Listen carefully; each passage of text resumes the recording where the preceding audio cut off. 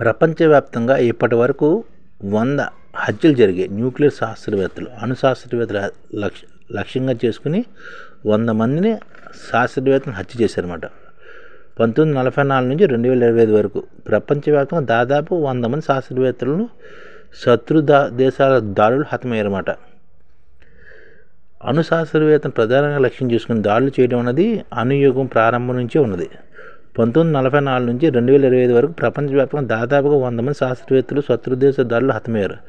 అయితే ఈసారి ఇజ్రాయెల్ మునుపటి రహస్య కార్యక్రమాల మాదిరిగా కాకుండా ఇంతకుముందు రహస్యంగా చంపివేశారు. కానీ ఈసారి ఇజ్రాయెల్ మునుపటి రకంగా రహస్య కార్యకలాపాల మాదిరిగా కాకుండా బహిరంగంగానే ఇరాన్ శాస్త్రవేత్త ఆత్మహత్యింది. ఇరాన్ అణు మౌలిక సదుపాయాలు, వాయుసేన రక్షణ వ్యవస్థలు, ఇంధన వనరులపై కూడా చెప్పి మరీ ప్రత్యక్ష దాడులు జరిపింది అన్నమాట. ఈ విధంగా 14 మంది ఇరాన్ శాస్త్రవేత్తలనే చంపేసింది ఇజ్రాయెల్. తామే చంపామని ఇజ్రాయెల్ కూడా ప్రకటించుకుంది. సైంటిస్టులపై దాడి కూడా పెద్ద యుద్ధ వ్యూహమేనని చెప్పుకునేది అనమాట. 80 ఏళ్ళ 100 మంది శాస్త్రవేత్త దుర్మరణ ఈ దీంట్లోనే 4 ప్రధాన హంతక దేశాలుగా ఉన్నాయన్నమాట. చరిత్రలో పొందుపరిచిన వివరాలు బట్టి చూస్తే ప్రపంచానికి ప్రధానంగా 4 దేశాలు తమ శత్రు దేశాలకు చెందిన 9 వేరువేరు అణు కార్యక్రమాలపై పనిచేస్తున్న శాస్త్రవేత్తలను లక్ష్యంగా చేసుకున్నట్టు తెలుస్తుంది. ఈ 4 దేశాల్లో మొదటి వరుసలో ఇజ్రాయెల్, అమెరికా, రెండో వరుసలో బ్రిటన్, సోవియట్ యూనియన్ ఉన్నాయన్నమాట. ముఖ్యంగా ఇరాను, ఇరాకు, ఈజిప్ట్ కోసం పనిచేసిన శాస్త్రవేత్తల్ని ఈ 4 దేశాలు లక్ష్యంగా చేసుకున్నాయి. తాజాగా ఇజ్రాయెల్ దాడుల్లో ముందు కూడా 20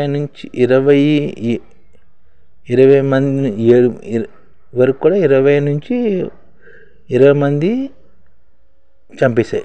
అణు శాస్త్రవేత్తలు హత్యకు గురయ్యారు అన్నమాట. 20 నుంచి 10 మంది వరకు గురయ్యారు అన్నమాట. శాస్త్రవేత్త లక్ష్యంగా చేసుకోవడం అన్నది సంబంధ దేశాల శాస్త్రవేత్తలకు పరిమితం కాదు. ఉదాహరణకు ఇజ్రాయెల్ ఇంటెలిజెన్స్ ఏజెన్సీ మొసాద్ 1980లో ఇటలీ ఇంజనీర్ మారియో ఫిడియోరెల్లి ఇంటిపై బాంబు దాడి చేసి ఇరాక్ అణు శాస్త్రవేత్తల కోసం పనిచేస్తున్న ఐరోపా సంస్థలను పరోక్షంగా హెచ్చరించిందనమాట. ఈ విధంగా 100 మంది శాస్త్రవేత్తలు చంపేశాయి. యుద్ధం ఎప్పుడో ఒకేలా ఉండదు. కొన్నిసార్లు నేరుగా సైనికులతో పోరాడరు. ఆయుధాలని ఆయుపటులా ఉన్న శాస్త్రవేత్తలు లక్ష్యంగా చేసుకుంటారు. ఇజ్రాయెల్ ఇరాన్ యుద్ధంలో ఇదే ఇప్పుడు చర్చనీయాంశంగా మారింది. అణుస్థావరాల కంటే ముందు అణు శాస్త్రవేత్తలు లక్ష్యంగా చేసుకోవడం వెనక ఉండే వ్యూహం ఒకటి.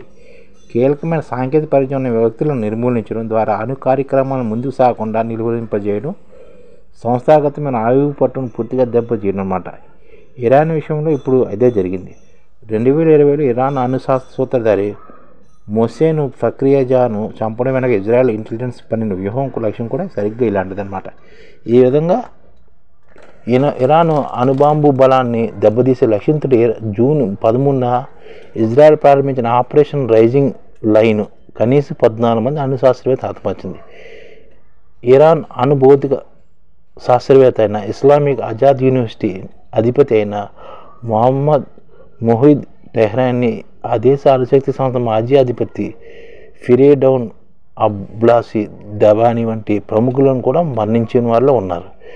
ఇజ్రాయెల్ కానీ మరో దేశం కానీ ఎందుకు ఇలా అణుశాస్త్రం లక్ష్యంగా చేసుకునేదాన్ని చూస్తుంటే ఇవన్నీ చెప్పి చేసినవి చాలా వరకు చంపినవన్నీ చెప్పి చేయడం మొదలైంది అమెరికా, ఇజ్రాయెల్. సైనిక చర్యలతో పాటు దౌత్యము, ఆంక్షలు, సైబర్ దాడులు, నిఘా కార్యక్రమాలు అన్నీ విస్తృతమైన అణువ్యాప్తి నిరోధకలో భాగంగా ఉంటాయంట. అయితే ప్రధానంగా శాస్త్రవేత్తలు లక్ష్యంగా చేసుకోవడం వెనక ఉన్న కారణం ఏంటంటే దౌత్యపరమైన ప్రయత్నాలన్నింటినీ జాప్యం అయ్యేలా చేయటం, తద్వారా అణ్వస్త్రాల తయారీ ఖర్చులు పెరిగేలా చేయటం, అలాంటి కార్యక్రమాలు ఇతరులకు సహకరించకూడదు నిరోధించడం అన్నమాట.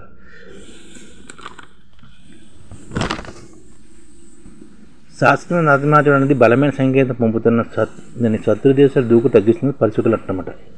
ఇజ్రాయెల్ సైన్యం ఇటీవల తన దాడులను సామూహిక విధ్వంసక ఆయుధాన్ని సమకూర్చడానికే సామర్థ్యాన్ని గట్టిగా దెబ్బతీసింది. అయితే ఇరాన్ అణు కార్యక్రమంలో వేలాది మంది శాస్త్రవేత్తలు పాల్గొంటూ ఉండొచ్చన్నమాట. ఎప్పటి నుంచి వినిపిస్తుందన్నది ఒకరిద్దరు శాస్త్రవేత్తలు హతమార్చడం వల్ల అణ్వస్త్ర దేశం గమనం పెద్దగా మారకపోవచ్చు. పైగా ఇటువంటి హత్యలు నైతికమైన, చట్టపరమైన, మానవతాపరమైన ఆందోళన కూడా పెంచుతాయి. శాస్త్రవేత్త హత్యలు వారిని అమరవీరుల స్థాయికి పెంచే అవకాశం ఉన్నప్పుడు అణు అభివృద్ధికి ప్రజల మద్దతు లభించవచ్చు కూడాను. ఈ విధంగా శాస్త్రవేత్తలు మట్టిపెట్టడంలో మునుపటి విధానాలు మారిపోయాయి. ఇప్పుడు ఏతో చంపేస్తున్నారు. గతంలో వ్యక్తులు నేరుగా కాల్పులు లేదంటే బాంబులు వేసి చంపేసేవారు. ఈ పద్ధతులు ఇప్పుడు మరింత అధునాతంగా మారాయి. ఉదాహరణకు తాజా ఆపరేషన్లో మరణించిన ఫెర్డౌనీ అబ్బాసీ గతంలో 2010లో కారు బాంబు నుండి తప్పించుకున్నారు.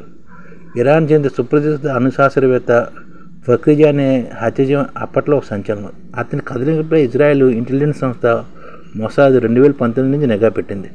2020లో అతని హత్య కోసం అప్పటి పరిభాషలో చెప్పాలంటే ఏఐను ఆర్టిఫిషియల్ ఇంటెలిజెన్స్ కృత్రిమ మేధను ఉపయోగించమాట. 1 టన్ను బరువు ఉండే రిమోట్ కంట్రోల్ మెషిన్ గన్ను ఇందుకోసం వాడారు.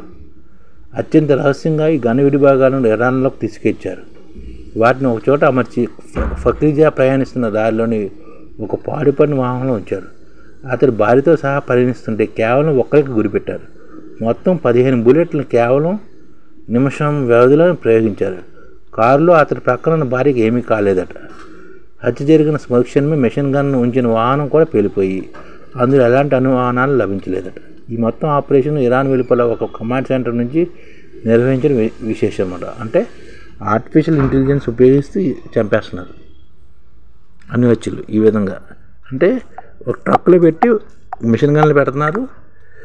ఇరాన్ బయట నుంచే ఆపరేషన్ చేసి అన్నీ అక్కడ లేపేస్తున్నమాట. ఈ ఛానల్ ముఖ్య ఉద్దేశం ఏంటంటే మన తెలుగు రాష్ట్రాల్లో 1 కోటి మందికి సంఘటిత రంగాల్లో ఏ విధంగా ఉద్యోగాలు ఇవ్వవచ్చు, కనీస నెల జీతం 30,000 వరకు ఏ విధంగా ఇవ్వవచ్చు, ఏ విధంగా చేస్తే ఉద్యోగాలు సృష్టించబడతాయో వివరిస్తూ ఈ ఛానల్ వీడియోలు వస్తాయి. అలాంటి వీడియోలు మీకు కావాలంటే మన ఐడిఎఫ్ భాస్కర్ ఛానల్ని సబ్స్క్రైబ్ చేసుకోండి. ఐడిఎఫ్ అంటే ఇండియన్ డెవలప్మెంట్ ఫోర్స్. ఈ వీడియోలు చూసిన తర్వాత మీకు నచ్చితే లైక్ చేయండి, మీ ఫ్యామిలీ మెంబర్స్కి షేర్ చేయండి, మరియు మీ ఫ్రెండ్స్కి షేర్ చేయండి. Thank you. నమస్కారం.